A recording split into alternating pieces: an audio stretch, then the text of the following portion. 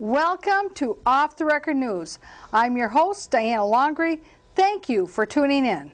Off the Record News is brought to you from the SCC studios out of White Bear Lake, and it's a live program on Wednesday nights. So if you're watching this on December 7th, 2011, it's a live broadcast.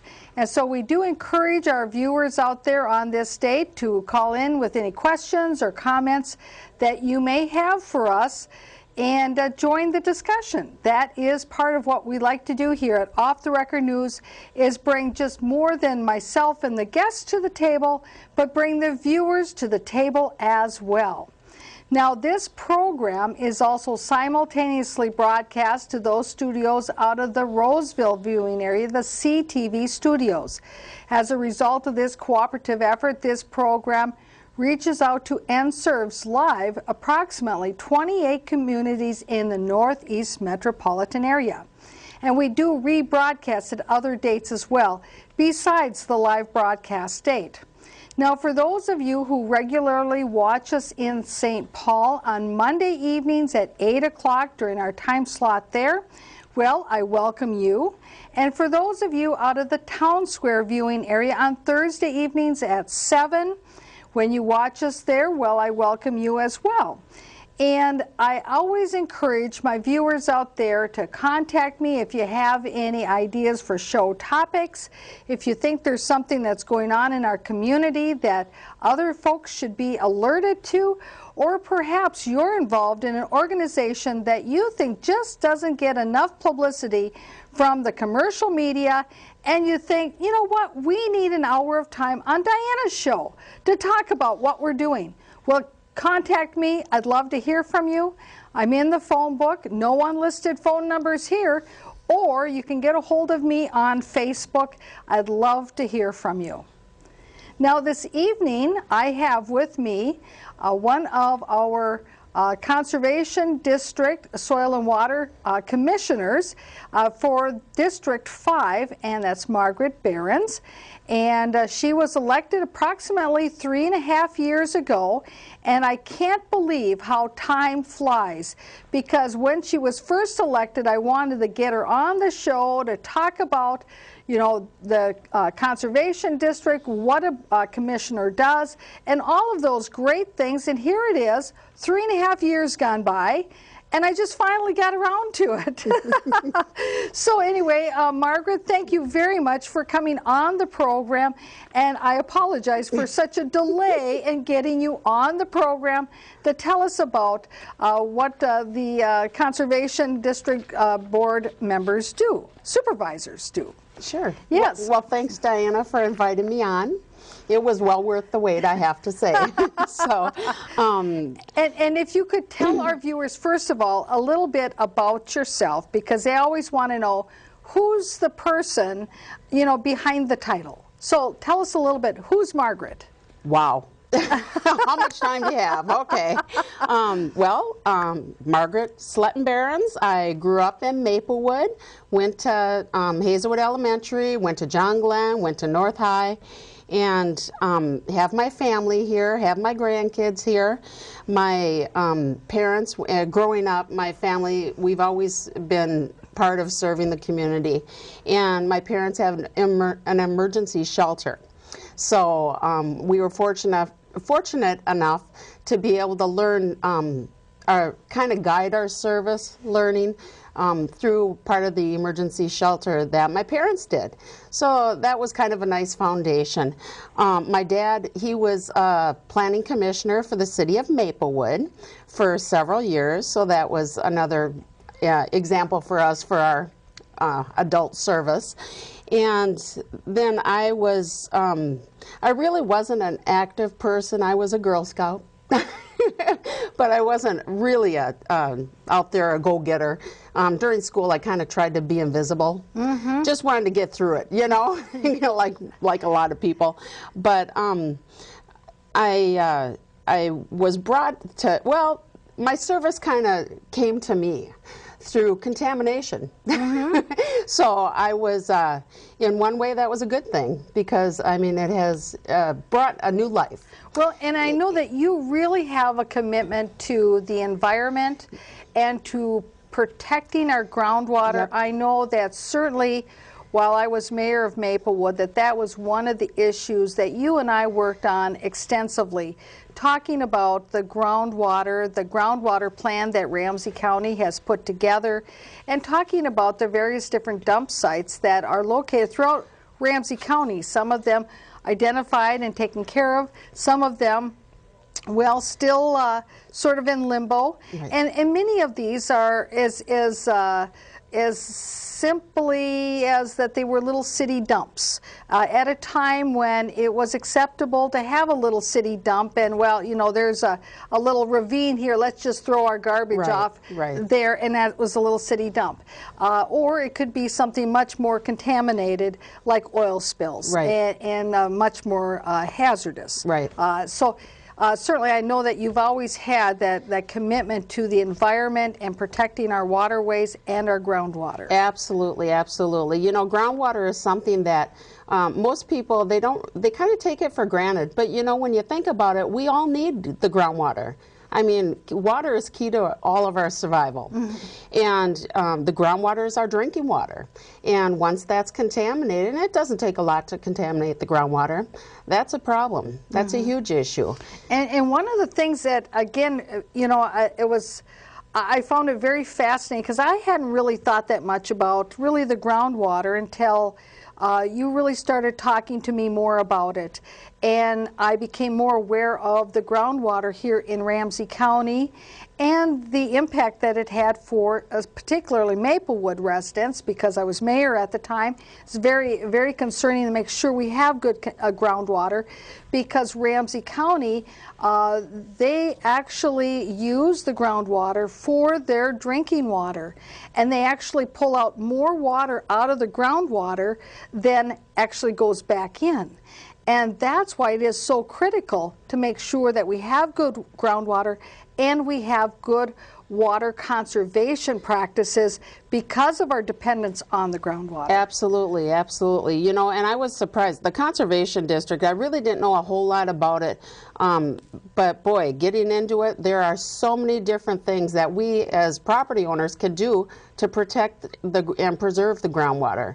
So they have a lot of programs there. But one of the things that you mentioned about the dumps, there's a lot of dump sites in Ramsey County that are even undocumented. But there's so many dump sites in Ramsey County that, like the Pollution Control Agency, they know about, but they haven't really investigated. So they don't really know how much is contaminated or where the contamination is going. And I think that should be a priority. We should have something in place, and there should be some steps taken to find that information out and get some action taken on that.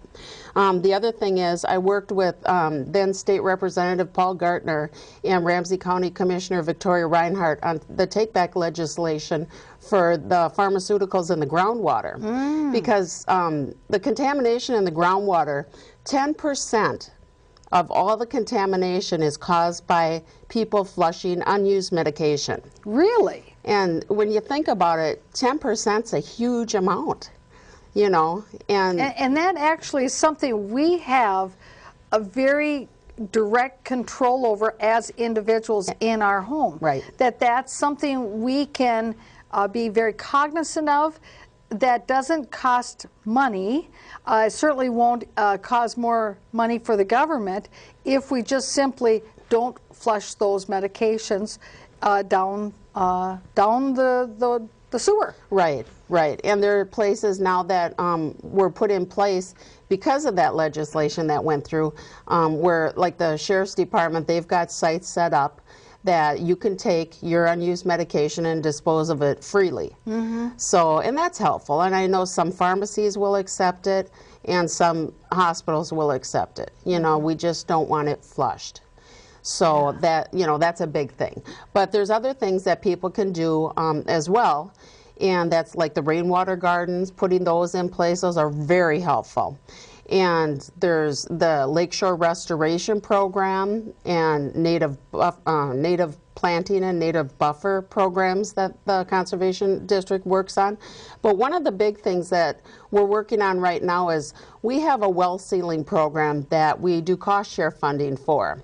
And there's, as you mentioned, the dump sites in Ramsey County, there's also a whole slew, thousands and thousands of unused wells that are not sealed. And if you think about it, if you look at avenues of contamination, unsealed wells are a direct corridor right into the groundwater, down into the aquifer.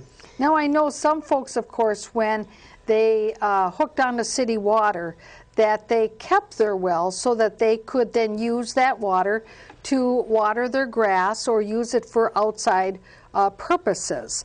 And so it's not really those wells that you're talking about, is it?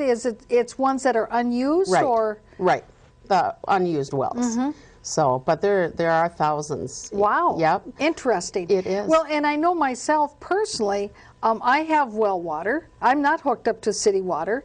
And it was, you know, when I first bought my property, the well was actually on its way going out. And I looked into whether or not to hook up to city water or it was going to have a new well. And I decided to have a new well because actually the well water was so good that you know, I mean, you're spoiled. I was spoiled. Yep. Exactly, I was spoiled because there is a definitely, from my perspective, a totally different taste to good well water as opposed to city water with the treatment and chemicals in it. And so you're right, I'm spoiled. So my well is used. Excellent. You're one of the lucky ones. That's right, exactly. Sure. Now I understand we have a caller on the line already. Oh, wow. So should we invite them to the table? Sure. Well, excellent. Caller, thank you for calling in. Questions or comments for us this evening? We'll get the sound out here so we can hear you. Very concerned about the environment and the sustainability, and I see that at least there's some good things being done, but I'm also concerned there's other things that I'm not too happy with, and I don't know the difference between this board and the watershed board, but I can see the watershed board, often they're doing controversial things that aren't very thought out, and they're not too interested in dealing with groundwater issues.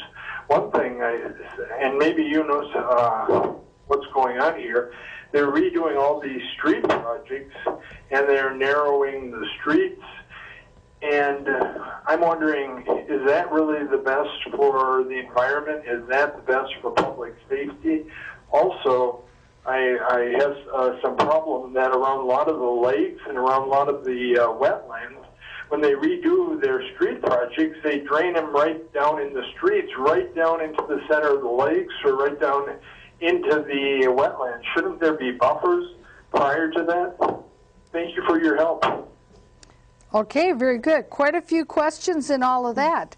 So one of the questions, of course, is what your board, of course, has been around for a very long time.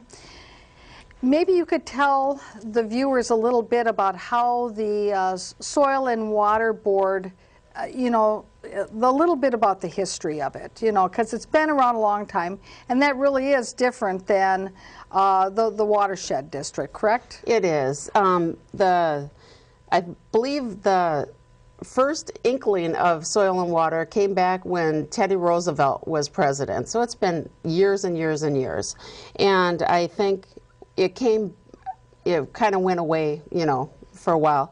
And then it came back and they established them back in the 1970s. And the difference between the watershed district and the conservation district is that the Ramsey Washington watershed district, they're a taxing authority. They will increase your taxes. You might see charges like on your garbage bill or utility bill or whatever that says Ramsey Washington, you know. And whereas the Ramsey Conservation District, we are not a taxing authority. We are an elected board, but we have no taxing authority. But then you are given a budget by the Ramsey County Commissioners, correct? We are. Yes. And we also rely on partners for our survival, basically. So that's what we do. So you have to be very frugal as supervisors on your board. We do. Yes. Yep. So we work really hard. We do a lot of networking. I know the board supervisors, we are all out pounding the pavement trying to get people to work on conservation practices in their property and stuff. So we're out there promoting and trying to, you know, God helps those who help themselves kind of thing, you know, get people engaged and interested. And I think a large portion of the focus is indeed towards community outreach to provide educational tools, right? Yes. So that people, like I know in the past when I've looked at some of the programs, that if somebody was interested in perhaps putting a rain garden into their landscape at their property, that they can actually contact people there with the conservation district, and they will come out and say, well, no, you don't want to put the rain garden here. This is too close to your house. Right. Or maybe you want to put it over here, or look at the slope of the land and try to help the property owner to best place it so it's the most effective and efficient. Absolutely. We have a great staff at the Conservation District. We have Ann White Eagle, she's our administrator. Mike Goodnature, he's our GIS and specialist and conservation specialist. And then we have Ryan Johnson, who is a shoreline restoration and things like that. Oh, is there another call? Yeah, I think there's another call. Okay. So let's take the caller, but don't lose your thought. Uh-oh. Okay. Caller, thank you very much for calling in this evening. Questions or comments for us? Well, actually, it's a question because when you talked about the shoreline preservation, I was wondering, now, does that have any impact on why White Bear Lake is losing its water, or some of the other issues concerning some of our other local lakes? Does the Conservation District work with the property owners or the general public on preserving and protecting these waters? Thank you. Thank you so much. You know, the Conservation District, they will work with any and all property owners in Ramsey County to put, you know, best management practices, rain gardens, shoreline restorations, native plantings, anything they want to put in their yard, they will help the property owners do that. And they come out, they do a site evaluation of the property, they will draw up really cool site plans. And so you can really see what it would look like on your property and where it will be functional, and really you'll get the most bang for your buck. And there's different programs that you can possibly qualify for, cost share money, where part of your projects could get paid for. So it is exciting. Right, and this whole, and both callers now have brought up the issue about protecting our lakes. And certainly I know in Maplewood and in other surrounding communities, we have lakes that are impaired water bodies. And that is a concern, I know, for the supervisors at the Conservation District, as it is for the elected officials in those communities, because you're trying to improve those water bodies. And, you know, if you had all the money in the world, you could do it like soon. Right. But it's a gradual process.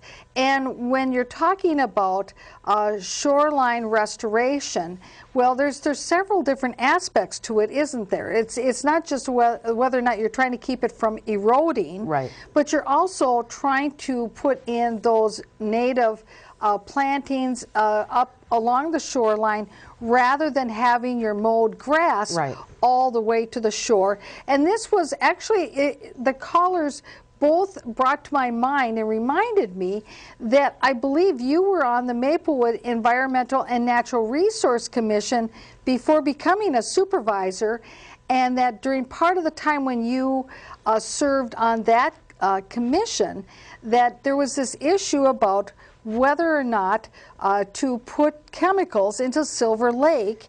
And that whole big discussion came up about, whether or not, what is being done to not have grass and mowed grass all the way to the shoreline, because in many ways that contributes to the issues that the lake was experiencing. Right, absolutely it does. And it's funny you mentioned Silver Lake. When they first started that program, when they were doing, trying to clean that lake, my great uncle was mayor of North St. Paul, Edwin Dyer. And when they brought that idea of doing that to the lake, to the Maplewood Environmental Commission when I was on there, I was heartsick. It was awful. I thought, oh my gosh, why would you destroy something, Why don't you do something to prevent the problem? And I think it's really outreach and education and getting people to care and getting people to be involved that really makes a difference. Right, because there can be several different methods somebody could use for an end result. Right. But what you're trying to figure out is which is the most environmentally friendly and sustainable method. Is it the chemical method? Is it using other best practices to be more preventative and proactive? Or is there other kinds of more mechanical means? For instance, with Silver Lake, that they have a milfoil issue. And so, is the solution maybe more of a mechanical solution like Ramsey County uses in many of the lakes that Ramsey County manages? I know that they use the more mechanical method of pulling it out. Right. And a lot of the property owners too, like over on McCarran's, they get in there and they're out in the lake pulling weeds. You bet they are. Wow. And that's really neat. But what's really important to them too is they want to preserve habitat. Right. And that's a big issue when you think about restoring your lake shore. You don't want to destroy a habitat, to have something that's going to just look good, And really, instead of cutting the grass down to the shore, there are so many wonderful native plants. And when they are established, they build habitat, and they look really neat. And people... and maybe a little less mowing, too, huh? Absolutely, it's less mowing. Yeah, that's right. Yeah, exactly. Now, and another issue that I think that one of the first caller brought up, the issue that we've been hearing a lot in the news about, and I know that really the conservation district probably doesn't get much into this issue, but it's been in the news a lot about the narrowing of streets and using that as a way of trying to manage the stormwater runoff by having narrower streets. Now, does the conservation district get into the design of streetways very much, or have they talked about those concepts? The professional staff out there, they're technical. They will design anything anybody wants them to. So if somebody asked them, they would certainly, provide technical assistance with that. There's a lot of things, though, when you think about the whole issue of narrowing the streets. There are things you can do to help your stormwater runoff issues than narrowing the streets. And I have brought this up actually to Mayor Rosbeck a couple years ago, that I thought after I was elected, I had all these wonderful ideas, and I said, Mayor Rosbeck, what we need to do in Maplewood is start neighborhood groups, get neighborhoods together and have them go through the neighborhood and see where they could have and utilize different outlets for stormwater runoff to control contamination, toxins, things like that. Get them involved as neighbors.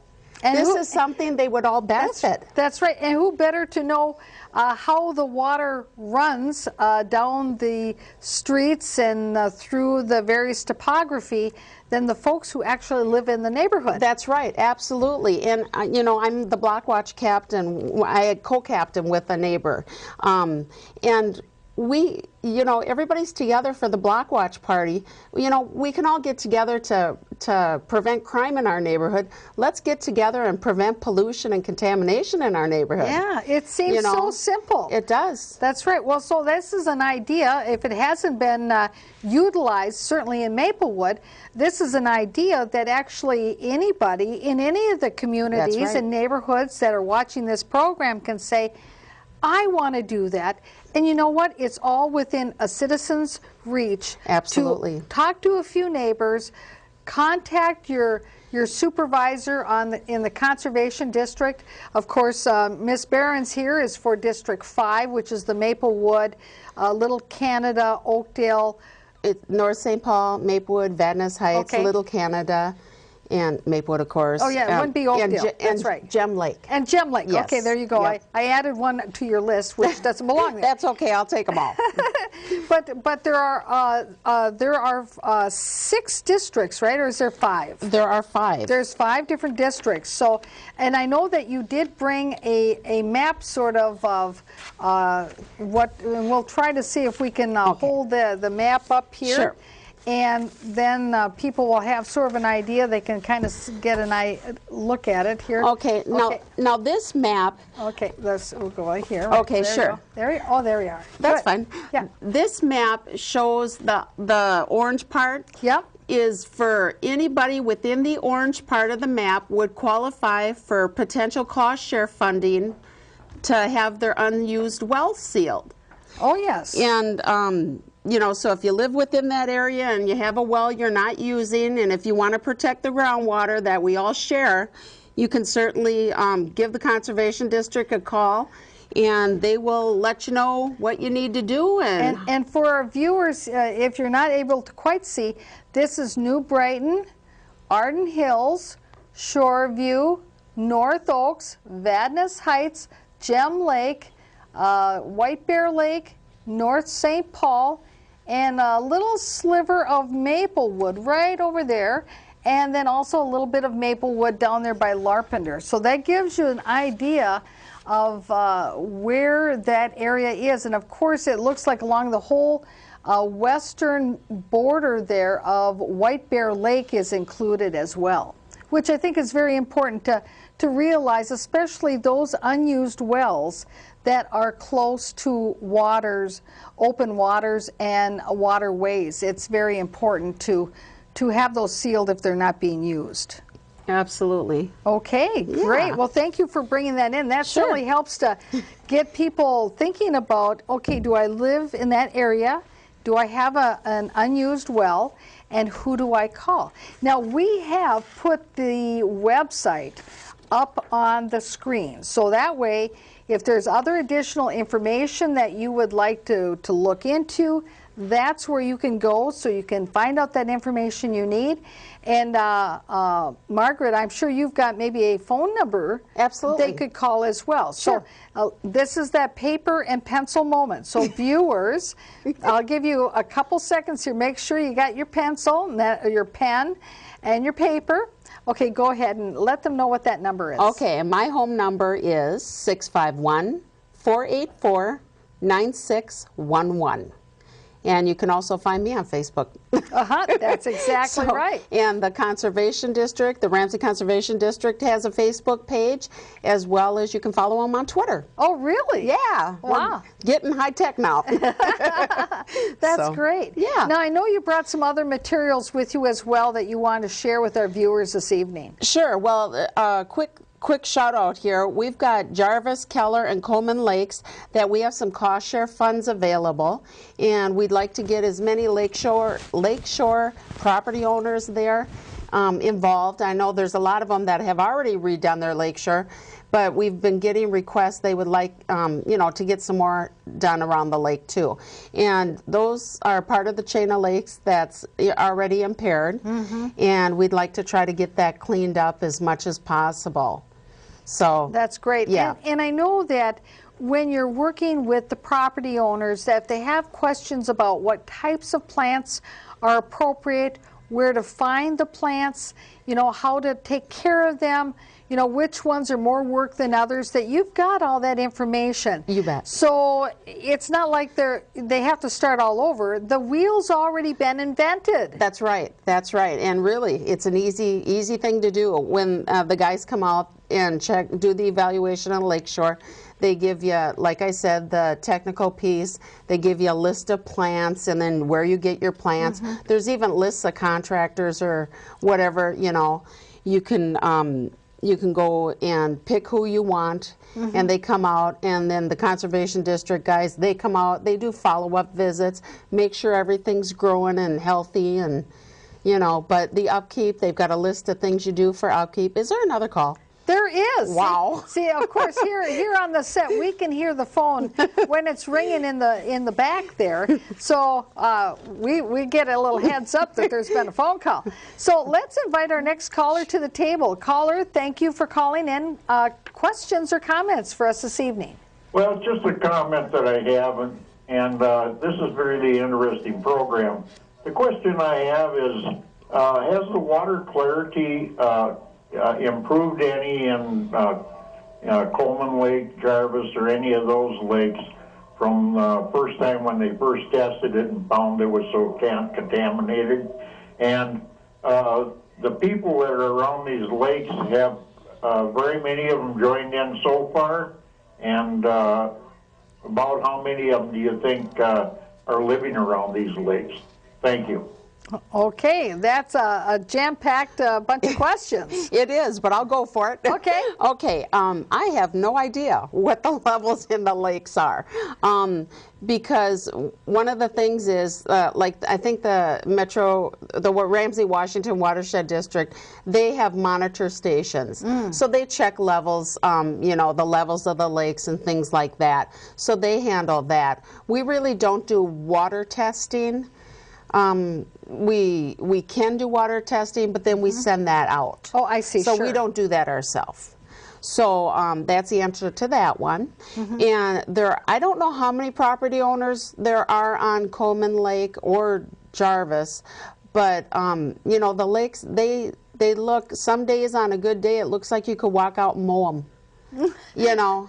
And that's not a good thing. Yeah, that's right. You really don't want that. No. So, but getting some of those invasive species out of the water, and of course, helps clear that out. Right. And the more habitat you increase, some of the creatures that live there help keep the lake clean. Right. And again, because we've had a couple callers talking too about the water quality, and I think in this issue about road projects and treating our stormwater runoff and how that impacts the lakes, and it brings to my mind a couple of different scenarios that I remember from when I was mayor, that there was an area by Coleman Lake where we were doing a road reconstruction project, and the homeowners who lived along a portion of the lake there,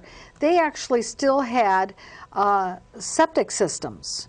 And so part of what we did with that road reconstruction project was to bring the city sewer in through that area as part of that road reconstruction project to help with this issue, that then they wouldn't have to have septic systems, which right next to a lake probably is not the accepted best practice anymore. Right. So that was something that certainly we could do as part of that road reconstruction project to, not only improve the potential in the future for the lake's quality, but also to help those homeowners not having to always worry about if they've got a failure of their septic system, because that can be a concern if you have a failed septic system. Right, absolutely it is. And the other issue that I was remembering too is that, of course, a Beaver Lake is one of the impaired bodies that we have, water bodies we have in Maplewood, and currently they're looking at doing just only simply a mill and overlay of some of the streets near Beaver Lake, Well, of course, it's my understanding that when you only do that mill and overlay like that, that doesn't trigger then the requirement to put in the rainwater gardens to treat the stormwater runoff before it goes to the lake. And see, this would be the ideal place where if you were going to do your road reconstruction projects, that you did a total road reconstruction project, because that rain garden truly will have a very important impact on Beaver Lake, which is right there, right. which is an impaired body water body, but instead they're just doing a mill and overlay, so then there's no trigger with regard to the with having rain gardens and treating stormwater treatment. And so I think it's kind of, it's as important for citizens to understand the interplay between all this as it is for the elected officials right. in these municipalities to understand how all this interplays, because they're the decision makers, they're the ones who have the ability to ask the questions on behalf of citizens, and they're the ones who actually can have the biggest impact on policy changes. Right, right, absolutely. Mm-hmm. Well, and I find it kind of interesting and kind of disappointing in the same token that, you know, if they're thinking about narrowing streets so they can put rainwater gardens and stuff in to try to, you know, remedy a runoff problem or to clean out the stormwater and stuff, why would they just do a mill and overlay to prevent the same thing from the same opportunity, exactly. especially by an impaired water? Exactly, exactly. And that's why I think it's so important, the work that the Conservation District does and the supervisors when they're out there and about working with the elected officials in their respective districts, working with the citizens in their respective districts to bring about that knowledge and that information that really is needed, so when you're making other decisions you can say, I wonder how that will impact this. Right. Exactly. Yeah. Well, good. and it's some of the simple things too. You know, I like to watch like the Planning Commission meetings and stuff too that the city has on cable. And one of the things that I've noticed as I'm driving through the neighborhoods and through town is that so often you can look and you'll see storm outlets and where the rainwater comes to the parking lot and goes down with trees all up on top. You know, and so all those leaves are going down the stormwater. Yes, you know, right, and because that is also not good. No, for the end result. That's right. That's right. It's not. But I've noticed that at the Planning Commission meetings, people will bring in site plans, and they have to have so many trees, and they show their parking areas and stuff. They show those outlets. But yet they showed the tree above the outlet. I think there should be an ordinance. Don't do that. You know, something, you know, move your tree. You know, but I can see where, you know, this is probably, it's probably one of those things that it could be an oversight that's probably happening in many communities. Right. Where when they're looking at these various site plans and saying, okay, where are we going to put the trees? Where are we putting the drains for the storm water to go, that they're, you know, maybe they shouldn't be right next to each other. Good point. And, you know, and that's why part of what we do here in Off the Record News is try to get some more of this information out there so people can go, you know, next time I see that, I'm going to be thinking about that. Absolutely. I guess I don't want to put a tree right where the drain is. Right, right. And it goes the same, you know, about cutting your grass and blowing the debris out into the street. Yes. Because then all of that goes down into your stormwater as well. Yeah. You know, so there's so simple. Yeah. But you have to be thinking about it and be really, really conscientious about following up on different things and really checking out all the opportunities you have in your own yard to help protect your water. And I would be willing to bet that many folks don't realize that putting their grass clippings, blowing it into the street, what happens to them from there, because they're just thinking, well, eventually the street will come by with the street sweeper and sweep it away. But if the street sweeping cycle is only 3 times a year, right, it's going to rain many times in between those street sweepings, and those grass clippings end up in with the storm water, and then that contaminates the storm water. It's harder to treat, takes longer to treat, and again, that's what really contributes to the impaired water bodies that we have. That's right, it does. That's right. And I have, you know, another issue is we're talking about Jarvis and the Coleman Chain of Lakes there. You know, you have between Beam Avenue and Highway 36, you have that median all the way along in between the two directions of the highway. You know, and I thought for the longest time that would be an ideal test spot. We could have the whole inside of the highways have rain gardens there. Oh, and, yes. And see if our water doesn't improve on the other side of the highway. That's a great idea. Absolutely. I thought that nobody bought into that idea, but I thought it was a really good one. And it kind of ties into something that I've always noticed that I think certainly could be easily redesigned as well, is that when you've got the medians, it seems like they always want to make them, especially if they got trees in them, that they want to have them sloped up. Right. You know, so that it's kind of like a little berm type of thing. Well, why not have it different than that, more like you bet. Like a you know, like a concave, like a gully. Yeah, like a little gully. A little gully. And the trees, of course, then they would also be able to use that water better because it's collected there. That's right, but just think of the money that the state would save on cutting that long grass, and how many accidents would be prevented from the deer hiding in the grass and then coming out and getting hit. You know, there's a lot of positive things there. Exactly. Absolutely. Now I understand that we have another caller on the line. So, caller, thank you for your patience. Questions or comments for us this evening? Diane, this guest of yours tonight is very knowledgeable and well thought out.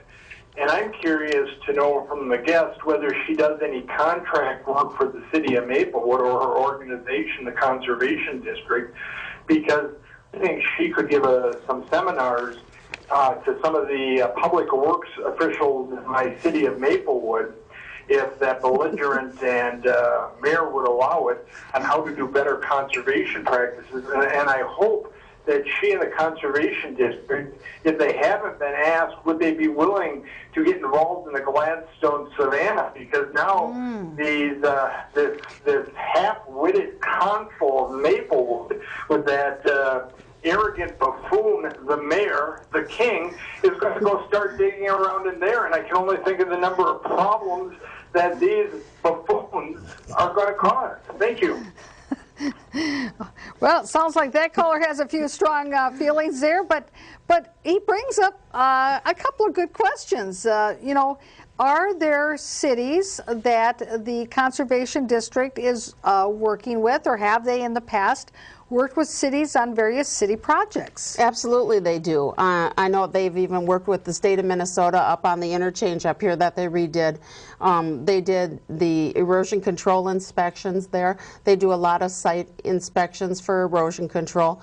I actually met with Mr. Antonin over at the city of Maplewood. You were mayor then. Oh, yes. Okay. And about getting a little engagement there between the city and the Conservation District to get some work going there. And we thought it would be a nice partnership. We'd be able to get some really much needed programs going as far as, you know, the rainwater gardens. And I know they have theirs at the Nature Center. They have their programs too. But, you know, to enhance on that a little bit. So has that moved forward then with the city of Maplewood at all then? No. Oh, I see. Okay. That probably goes to the caller's point, probably. Well, change of administration. Well, you know, I don't. Who It's would hard know? to say. It is hard to say. Who They have knows? other priorities, I guess. Yes, So, that's but right. we, you know, our services are available to anybody who would like them. Right. And we're always willing to come out for site evaluations, give you the opinion, and see what kind of things you want to do. But, you know, they'll work with anybody in the county, absolutely. Yeah, and again, I want to remind our viewers that we've got the website up there, so you certainly want to jot that down. And I have here, too, the mission, and I just want to read the mission because I think we've been talking about it pretty much most of the show. But here's it's summed up in just a few words. Imagine that. That the mission of the Ramsey Conservation District is the bridge between conservation agencies and Ramsey County citizens and local governments to sustain our natural resources through partnerships, technical services, and education. So that's pretty much everything that we've been talking about during this whole entire process.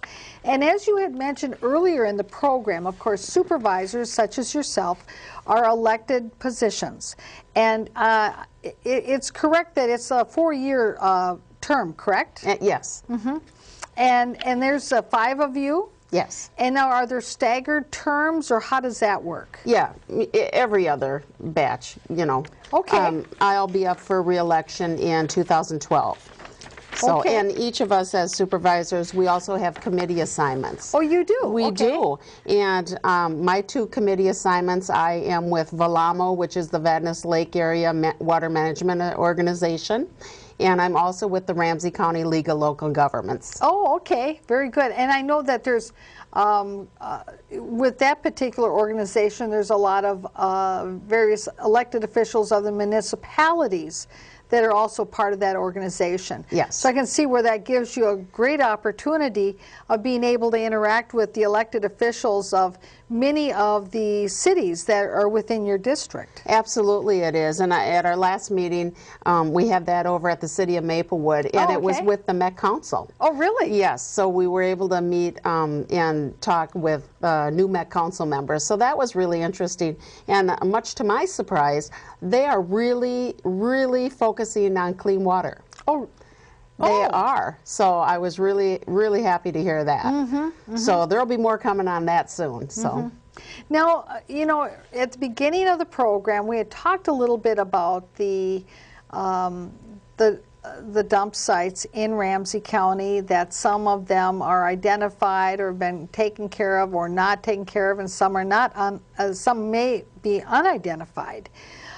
If a citizen out there is thinking that they have a question about a particular site, that they're wondering if it's a dump site or what the status is there a way that they can get information on that? Well, I know the Conservation District, there is a map that shows where some of the documented dump sites are, and that's within the groundwater plan that's on the website. But otherwise, they can call the Minnesota Department of Health or the Minnesota Pollution Control Agency. Oh, okay. They both would have access to that information. Good. And then that map, though, that you talked about is on the website. It is, and Okay. it's within the link for the Ramsey Groundwater Plan. Great. And I Right. know that the Ramsey County Commissioners, that was something that they were working on, I think it's 2 years ago now, correct? That Yes. groundwater plan? Yes. Yeah. Time goes by so fast. It yeah. does. It has really gone by fast. Yeah. Now, I know that you brought some other little brochures or other little things that you wanted to talk about and share with our viewers. We only have like about 15 minutes left. Oh, no. Okay.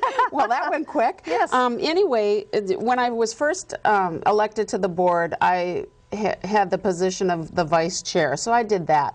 And now when we've done our re-elections, you know, amongst the board, I'm information and education outreach, and that's what I've been working on. So we have new brochures, and there's bookmarks, brochures, flyers we've been sending out. I've actually been posting in the Lily newspapers.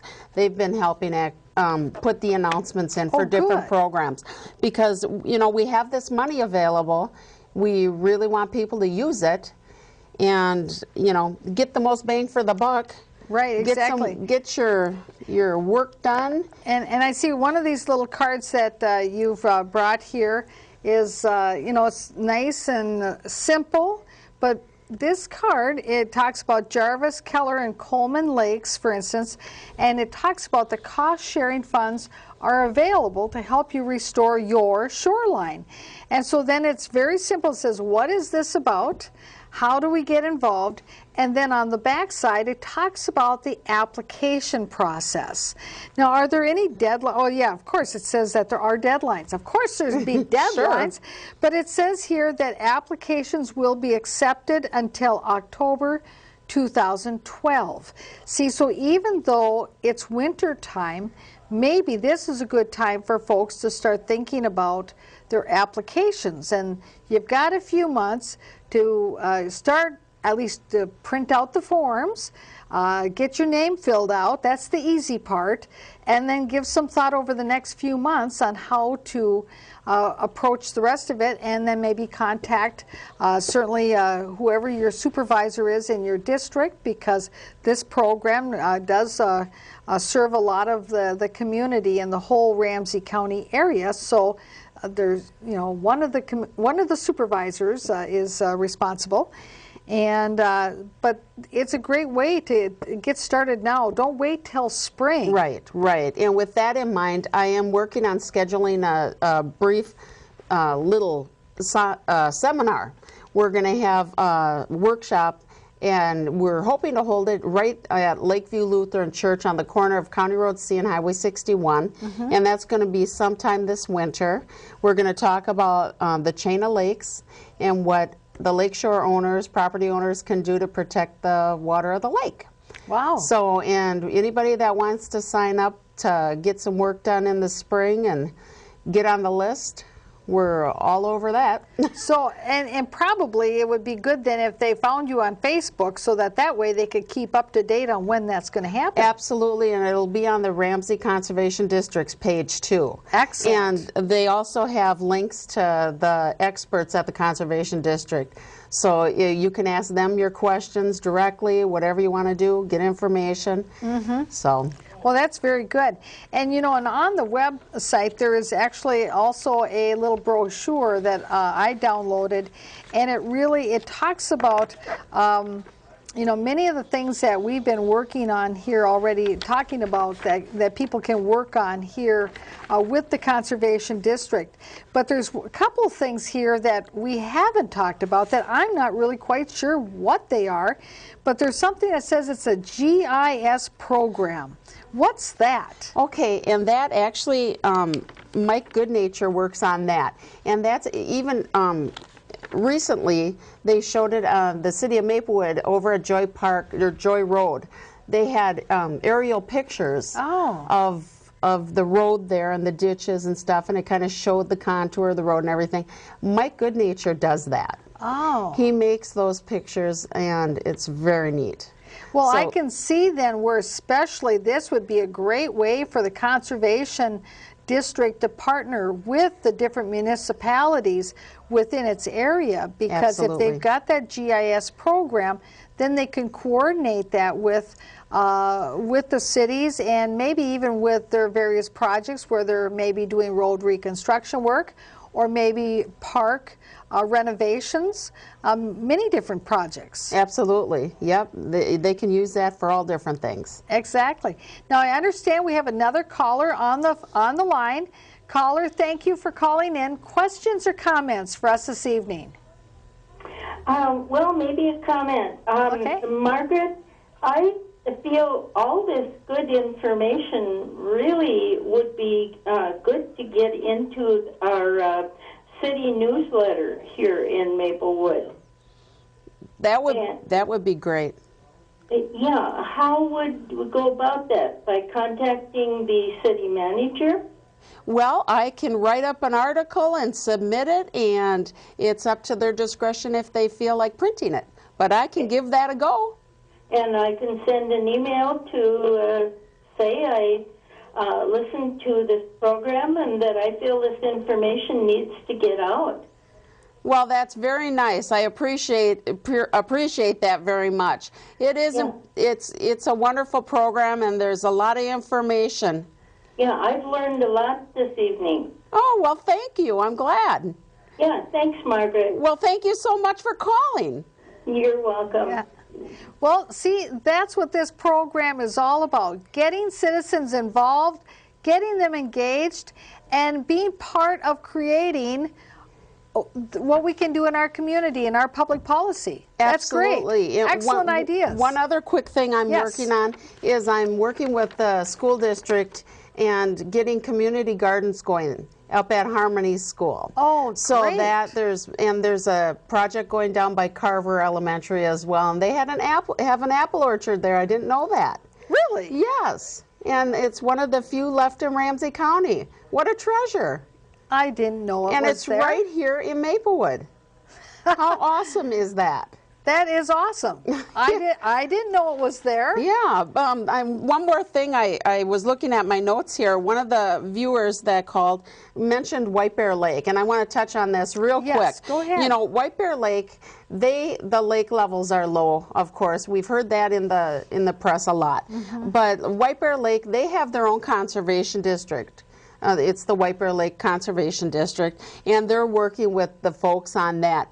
But I do know, just from some history regarding the lake levels, that when my dad was on the Maplewood Planning Commission, he's got his packets and stuff, and it shows a pipeline from White Bear Lake down to KSTP property. So where they're draining the runoff water from that would normally go into White Bear Lake, and they're bringing it down to KSTP to get filtered out there and go into the chain of lakes. So I don't know if that has, well, you would think it would have some impact because that water would naturally be going into the lake, and it's not. And it just happens that from the time they started piping the water, that's when the lake levels started going down. So I'm hoping they're checking on that. Right. But you know, they've been given the information, so hopefully they'll get something figured out. And because I mean, White Bear Lake, it's such a fixture of the community. You know, not only in White Bear, but you know, for everybody. Absolutely. And I guess from my experience, generally when you've got problems with your water or your stormwater runoff or water being where it's not supposed to be,